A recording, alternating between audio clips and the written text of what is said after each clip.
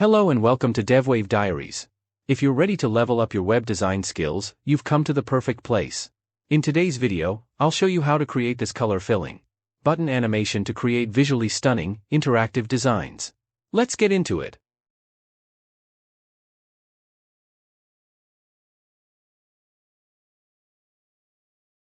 First, let's start by creating a div with the class name container.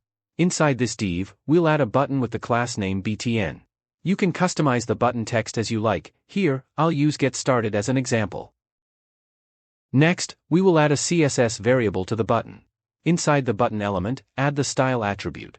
Set the variable name as CLR and give it a value of yellow. Now, we can use the CLR variable in our CSS file, and this will help us optimize the size of our code. Next, let's duplicate the button 2 more times using the Alt plus Shift plus down arrow keys.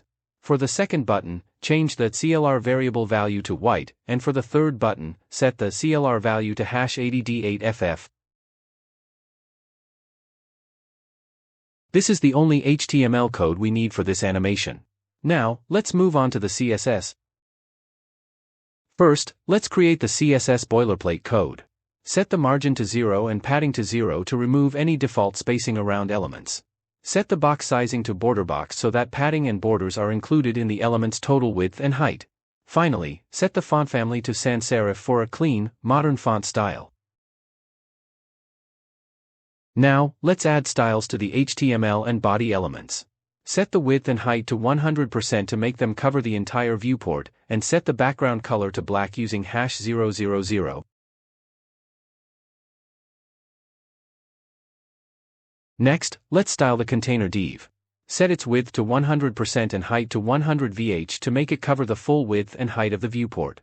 Use display, flex to enable flexbox, justify content, center to center the items horizontally, and align items, center to center them vertically. Finally, add a gap of 2 rem between the items for spacing. Now, open the browser, and you will see 3 buttons placed side by side. Next, let's style the buttons using the .btn selector. Set the position to relative to allow positioning adjustments for child elements or pseudo-elements. Add padding of 1.5 rem for the top and bottom, and 2 rem for the left and right. Set the font size to 1.3 rem for better readability and width to 15 rem to ensure consistent sizing. Finally, apply a border radius of 50 pixels to give the button rounded edges, creating a sleek and modern look. After that, add a font weight of 600 to make the text bold and use text transform, uppercase to display the text in all capital letters.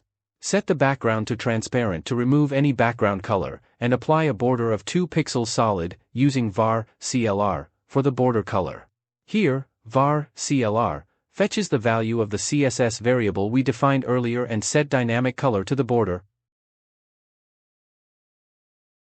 Next, set the text color to var, CLR, to match the CSS variable value. Use cursor, pointer to indicate the button is clickable. Set overflow, hidden to hide any content that exceeds the button's boundaries. Add a transition of 0.75 seconds for smooth animations, and set z-index to 2 to ensure the button stays above other elements if they overlap. Now, open the browser, and you will see 3 buttons with different text and border colors. This color variation happens because of the CSS variable we applied to each button. Next, let's add a pseudo-element to the button using the .btn after selector. Set the content to an empty string and the position to absolute. Then, set top 0 and left 0 to align it to the top left corner of the button. Set the width and height to 100% so it fully covers the button.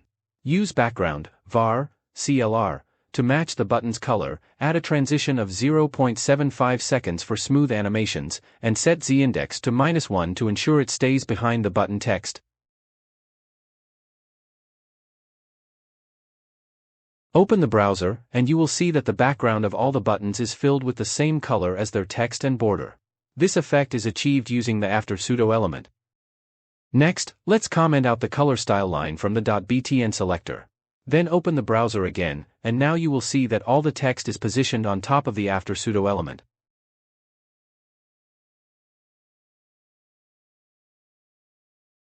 Next, let's add a style to the after pseudo-element. Set the clip path to circle 0% at 50% 50%.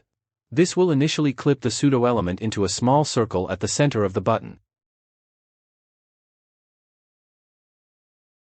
Now, open the browser's Inspect window and select the buttons after pseudo element. In the CSS panel, locate the clip path property, click on the 0% value, and use the up arrow key to increase the value.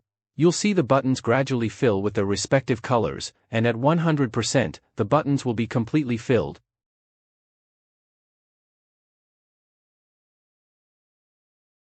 We will use this clip path style property to fill the button with color.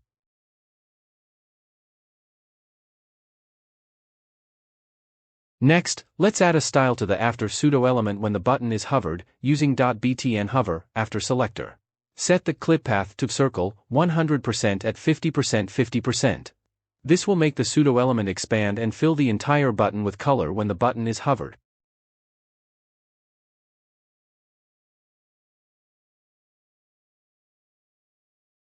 Now, let's add a style to the button when it is hovered.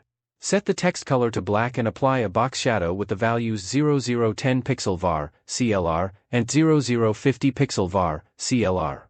This will create a glowing effect around the button in the color of the CSS variable. Open the browser and hover over any button. You'll see that first, the button fills with color, and then it starts glowing, creating a beautiful button animation, making the hover effect smooth and visually appealing. If you enjoyed this tutorial and found it helpful, please give us a thumbs up and hit that subscribe button to stay updated with all our latest content. Your support helps us create more exciting and valuable videos. Thanks for watching, and see you in the next episode of DevWave Diaries.